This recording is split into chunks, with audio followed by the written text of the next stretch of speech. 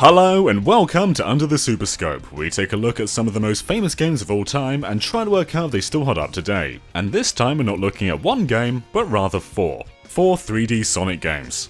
There's no doubt that the quality of 3D Sonic games are all over the place, and Sega are always trying to reimagine and tweak the formula. Even the Boost formula, which has been in 3D for 11 years now, still hasn't got basic ideas down. In Unleashed, Sonic can't double jump. In Colors he can. In Generations he can't. In Forces he can. Unleashed doesn't have Wisps, Colors does. Generations mostly doesn't, and then Forces does. There's clearly problems with 3D Sonic, and a lot of these come down to indecisive decisions from Sonic Team. But behind the shaky elements of these games remains a pretty solid foundation, and I don't just mean the Boost games. In this video we'll primarily be looking at Sonic Adventure, Sonic Adventure 2, Colors, and Generations to figure out not just what these games get wrong, because that's out there already in spades, but what they get right.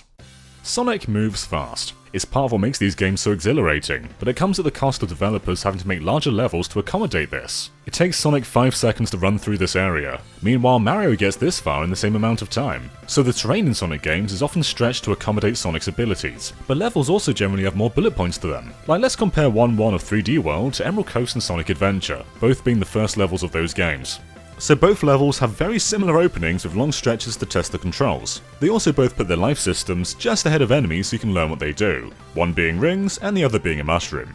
Then as Sonic introduces springs, Mario introduces clear pipes, and both offer a secondary chance to learn them. In Sonic's you can homing attack onto a spring as incentivized by a ring trail, and in Mario there's a split trail in the pipe allowing you to grab a star. So both really similar so far, right?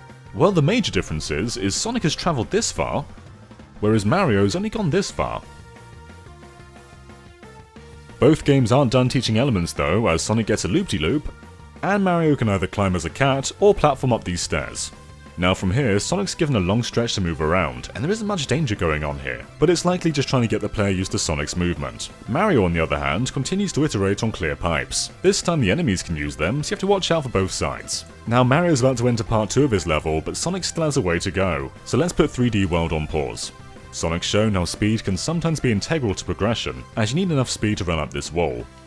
You're then introduced to spike gates, another loop-de-loop, a big whale chase sequence, then some vertical platforming testing your ability of the homing attack, and finally platforming over 2 small gaps. And then part 2. Okay, bring back 3D World.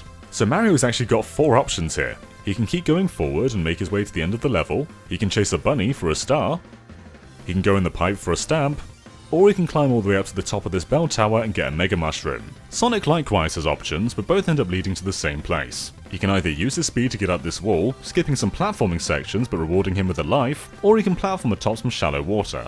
Mario then has a simple stretch to the goal, though if he has the Mega Mushroom he can get another star, but otherwise that's it for 3D World. Sonic on the other hand has another segment showcasing speed and traversal, another stretch with mild platforming, the introduction of jump pads, more spike gates, only multiple this time, and then the stretch to the goal.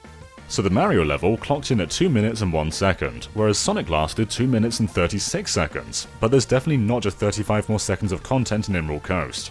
So that's one of the problems that Sonic Team face. Sonic moves fast, so we have to make larger levels, and players will still end up finishing them in around the same time a slower character would in a much smaller level. And so because they're spending so many resources on just one level, there generally end up being fewer of them, making the games rather short. And so how do we tackle this? We pad them out. Every single 3D Sonic game has padding. Adventure has 6 stories where essentially everything is reused but slightly remixed. Adventure 2 has very slow characters with Tails and Eggman, and while it doesn't reuse levels, it can get pretty close. Colors has what I believe are the most actor-zone ratios of any Sonic game. This makes assets go further, but some later acts certainly have a drop in quality. And Generations has a mandatory set of side challenges. I also guess the core concept of the game stretches ideas further too. You can reuse assets because there's 2 Sonics. And that's not even mentioning Unleashed, where they have the opportunity to work with a slow character to save on resources, but levels can still take dozens of minutes, compared to the daytime levels which barely take 3. So look at it this way, if Adventure ended after Sonic's story, the game would barely be an hour and a half long.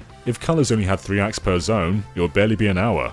Heck, a lot of these games are still short in their entirety. Generations is 3 hours long, Forces is 2.5. It's a problem they face, and a problem they don't often elegantly address. The go-to answer is just throw in some more characters, and this can work. I think Gamma, Tails, and Knuckles are really fun in Sonic Adventure 1, but then you have Big and Amy, whose gameplay styles feel so out of place. And that's not to mention that Tails is basically a repeat of Sonic's story, you play through both Act 1 and Act 2 of Sky Chase twice, you fight Chaos 4 3 times, and other tedious moments are in there too. So breaking news, 3D Sonic games have flaws, but I think the core concept in nearly every single one, not that one, or that one, or that one, is great. So let's have a look at the original Sonic Adventure.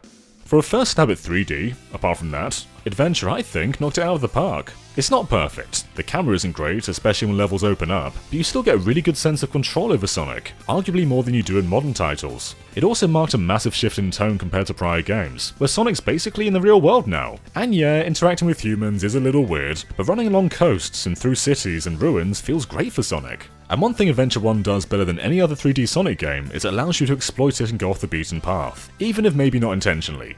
See, 2D Sonic games all have different routes that keep the flow going if you fall, but it also rewards good players for staying on the top route, as that's the fastest route. 3D Sonic's never really tried that. I mean, there are occasionally options, but they always end up merging to the same path. Adventure 1 mechanically though, gives you the option to be daring. With Sonic, you can mash the spin dash button, making him go at crazy fast speeds. And you can use this burst of momentum to clear segments of levels. With Tails, you can try and clear massive gaps by flying, and you're even incentivized to with these green hoops scattered around. This is part of why, to me, Adventure is so replayable. And yeah, a good chunk of the characters aren't great. There's a lot of unskippable cutscenes, and I don't like certain levels. But one great thing Adventure and Adventure 2 do, is they offer an incentive to just keep playing the best levels. And that's the Chow Garden. Chows came at the best time when Tamagotchis and virtual pets were all the rage, and basically what you do is you feed them capsules or animals that you find in the action stages, and with these enhanced stats they'll perform better in races or other activities. And yeah, a virtual pet in a Sonic game sounds about as out of place as fishing in a Sonic game, but it offers a brilliant sense of meaning.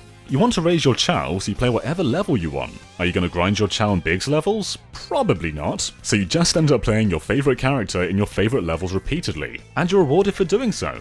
In Colors and Generations, you can repeat levels to either get red rings or speedrun, but the Chow are an evergreen source of replayability, and this is what Sonic Team need to be doing if they want their games to be longer than 3 hours. Adventure 2 trimmed a lot of the fat of the first game. No hub, few overlapping story elements, and only 3 play styles. But it also takes a step back in my opinion. In Adventure 1, you don't have to play as all 6 characters. You can happily finish the game as Sonic and chill in the Chow Garden forever. In Adventure 2 though, you're constantly being thrown between 3 different games. An action platformer, a slow shooter, and a scavenger hunt. And the latter 2 were in Adventure 1, only they're mechanically worse here.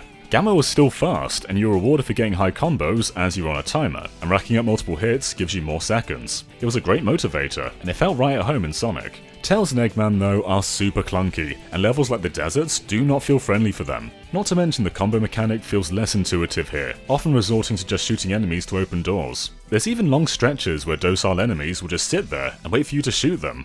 Getting massive combos was integral to the game with Gamma. The time was constantly ticking, and it feels good to rack up these shots as it bumps more time onto the countdown. Here though, it's really just about getting a high score.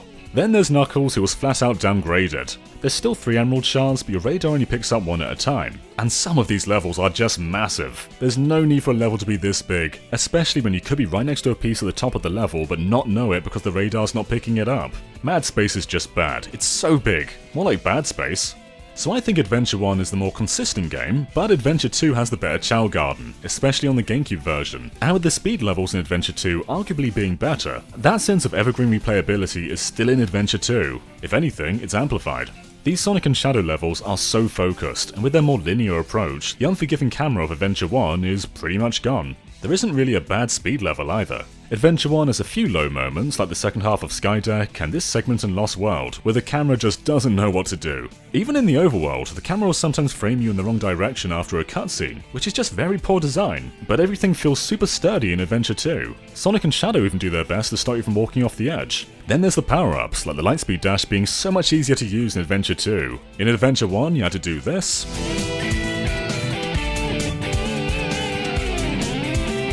and in Adventure 2 you just do this. Power-ups don't really require you to come to a stop in Adventure 2, like the bounce for instance keeps your momentum going. Some levels even offer replayability by having obstacles in previous levels that you can't clear until you have a power-up from a later one. It's all really good stuff. You can just play City Escape and Chow Karate and have a good time for hours on end. Both adventure games have very good highlights in my opinion, and yeah, they're equally bad in other areas. But the genius is, in the post-game, those bad areas can just go away. And if you played this game as a kid, then all you probably remember is playing Sonic in Shadow levels and raising your Chow. So where on earth did the Chow Garden go? It wasn't just a fun distraction, it was a key pillar of Sonic Adventure 1 and 2, but later games just completely ditched it. In fact, for a long time now, Sonic Team have just been focusing on the core Sonic experience. Unleashed was all Sonic, Colors was all Sonic, and Generations was all Sonic. Okay, there's a twist with two of those. Unleashed and Generations technically only focus on Sonic, but there's still other playable characters, Classic Sonic and the Werehog. Meanwhile, Forces also has two Sonics, being Modern Sonic and Classic Sonic, and then of course there's the Avatar character. So even when it's a game that purely focuses on Sonic, we still get multiple playable characters. Generations is often seen as the most consistent game in the series, and I can see why. Unleashed proved that the boost formula was fun. Only you play as the Werehog most of the time.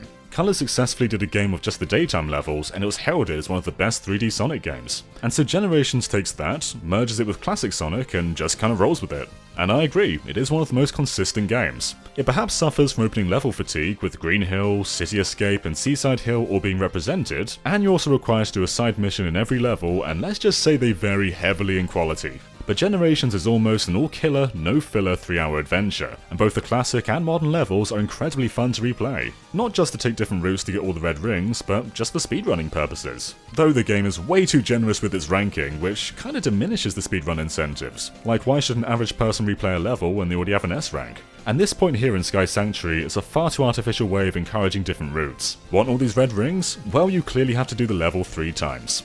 Though Generations isn't perfect, even if it is consistent. Sonic Team took a better stab at Classic Sonic than Dimps did in Sonic 4, but he's still not quite right. Level designs don't feel like they came out of the 90s. There's random springs, speed boosts, and all sorts of pace breakers. The older Sonic games were built around momentum rather than speed, and I don't feel that at all here, especially as the spin dash was overclocked to basically mirror modern Sonic's boost, and that completely breaks levels. Then there's Planet Wisp, which I loved in colours, but both the modern and classic variants are jarringly low quality compared to every other level in the game. They're both long, have tons of vertical platforming sections, and feel like they're trying to jam in multiple levels into one. Like you start off here, but you end here. There's no coherent flow. But despite its lows, I think Generations is the best showcase of the boost formula. They even managed to make a Sonic 06 level fun. And Sonic Colors is interesting. Outside of the storybook games and Lost World, this is the only 3D Sonic game to feature one playable character. And it still manages to be around the same length as Generations. So how is that? Well, Colors stretches its ideas far. There's 5 zones in this game, and all of them have 6 acts and a boss, and that's gigantic by Sonic standards. I'd argue that having 3 acts in Sonic 1 was too much. Zones outstay their welcome far too quickly in that game. And in Colors, the issue isn't just repeated themes. You can flat out feel the budget draining away the further on you get. For instance, Act 1 is this, and then Act 6 is this. There are levels that are 3 minutes long, and there are levels that are barely 20 seconds. It's also quite jarring to go from tightly crafted and visually mesmerizing segments like this, to levels that feel like they were made in a cheap level editor. We know making Sonic games is hard. We know Sonic Team make giant levels, and we end up making our way through them in only a few minutes. And while Colors is a brilliant game, it's nowhere near the consistency of Generations. Generations had more opportunities. There's more unique levels, it could spread across different playstyles, and a lot of these ideas were pulled from prior games. So while Generations is great, it owes a lot to what came before. Though both of them do feel like they have budget issues. Like the entire ending in Generations just feels rather cheap, and the cutscenes are pretty low effort all things considered. In fact, the last high-budget Sonic game feels like it was Unleashed. Yeah, it's packed with problems, but the intro cutscene, the animation work in the in-game ones, the scope and the beauty of its levels. There's a 10-year difference between Unleashed and Forces, and I greatly believe that Unleashed is the better looking game. Perhaps it lacks modern visual effects, but in terms of scale, attention to detail, and just pure art, Unleashed is probably still the best looking Sonic game. Making Sonic games isn't easy, and money isn't infinite. That said, Forces just had a bad level design foundation. The game must have had a troubled development. There's no idle animations, enemies are completely static, and levels are just straight lines. It feels rushed, despite Generations coming out 5 years before it and Lost World being done by a different team. Forces is an outlier, one of the 4 outright bad 3D Sonic games in my opinion. So if those are the worst, which is the best? Is it Adventure 1 or Adventure 2 with their inconsistent characters but great speed levels and evergreen flow? Or Colors or Generations with a consistent Sonic action but with a couple of low points? Well, there's no real definitive answer, as the platforming and boost styles are very different. Sonic's still fast in Adventure, but levels are designed more around stringing together jumps than they are reacting fast. The boost style is almost like a racing game platformer, apart from when it transitions to 2D. Now, Colors is by all means a 3D Sonic game, but the majority of platforming takes place on a 2D plane. And that's generally how the boost style does its platforming. 3D sections are fast and flashy, 2D sections are slower and methodical. It can be jarring to go from ultra high-speed roller coasters and then come to a grinding halt, but I think Generations generally does a pretty good job balancing the two. Sometimes Colors can take it a bit too far. And hey, did you know Sonic's in this scene? Yeah, he's that little dot over there. Not the best angle, Sega. Though I do have to give Colors credit for trying to give every level a Mario 3 style distinction, with a core gimmick that's exclusive to it, whether it's these yellow blocks that you can use as platforms but enemies can also destroy, or these giant confetti rockets. Not all levels feel great, but at least they're all distinct. So I'm personally more of a fan of the strictly 3D adventure style. I find the levels feel more organic, as the terrain isn't stretched out to the same degree to cater for an extremely fast Sonic. And if anything, I wish the 3D games wouldn't double down so much on speed. The 2D games don't. There's snippets where you zip around, but all in all, the 2D games are about enabling speed with momentum. Adventure isn't about momentum, and the boost games certainly aren't. Maybe it's time for a game that tries momentum-based platforming in 3D. Or maybe it's time for Sega to stick to a certain set of mechanics. Like look at Mario. Yeah, 3D Land is different to Galaxy, and Galaxy is different to 64, but in all of these games, Mario can backflip, long jump, and ground pound. Sonic doesn't have this consistency between games. The spin dash was even removed because the boost pretty much nullifies it. Maybe having Sonic travel at 150 miles per hour isn't sustainable for development. Maybe the only way to build a game around that is to recycle ideas or build very simple levels. In fact, Lost World attempted making Sonic slower, and you know what? I actually think it did a reasonable job. Well, some of the time. The Deadly Six were just annoying and broke up the flow of levels, and a good chunk of levels felt like repeats of prior ones, but it's a showcase that Sonic doesn't need to be extremely fast to be fun. Though the platforming mechanics aren't great in this. They decided to give Sonic a double jump rather than fixing his underwhelming default jump. You can't fix a jump just by adding another one.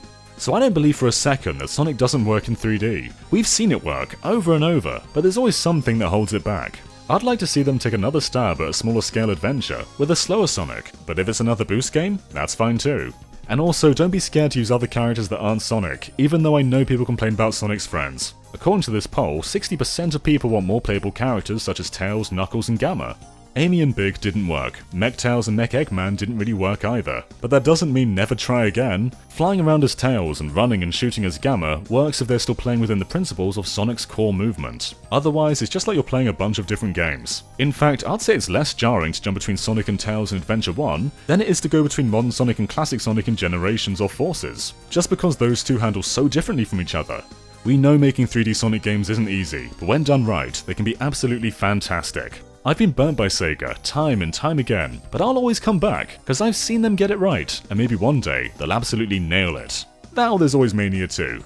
So what's your favourite 3D Sonic game, and what do you want from the future of 3D Sonic? Let us know in the comments below, and of course be sure to subscribe to GameXplain for a lot more from under the Super Scope, and other things gaming too. If you want early access to the GameXplain Real Talk podcast, then support us on Patreon. It's just $1 a month, and it's also exclusive shows too. Anyway, until next time, bye.